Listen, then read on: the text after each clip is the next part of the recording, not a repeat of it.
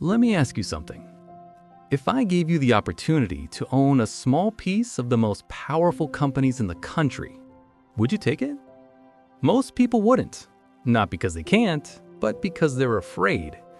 The moment they hear the words stock market, they imagine crashing charts, red numbers, breaking news, people losing everything overnight. So they stay away. But here's the strange part. Every single day, they buy products from large companies. They trust those companies. They believe those companies will exist tomorrow. Yet when it comes to owning those companies, suddenly it feels risky. Why? Because no one explains what a stock actually is. A stock is not a lottery ticket. It's not a bet. It's not magic. It's ownership. Imagine a large company. It has offices, employees, products, profits. Now imagine that company being divided into millions of tiny pieces. Each piece is called a share. When you buy one share, you're buying one tiny piece of that real business. You become a part owner. If the company grows over time, your piece becomes more valuable. That's it. That's what investing actually is, not gambling, ownership. So why do so many beginners lose money? Because they don't invest, they chase. They look for the next big stock, the secret tip, the fast return. They want results immediately.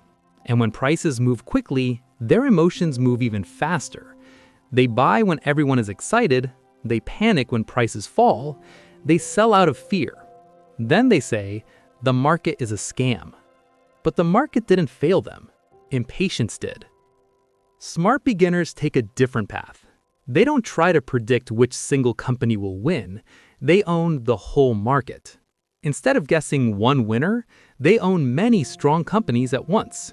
Banks, technology, energy, consumer brands, all together. This is usually done through something called an index fund. It's simple. It's boring. And that's exactly why it works.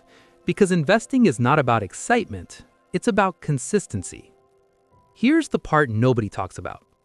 Investing is not about being a genius. It's about behavior. The market rewards patience. Money grows. Returns compound. And those returns start earning their own returns, year after year. What feels slow in the beginning feels powerful later. 10 years changes things. 20 years changes everything.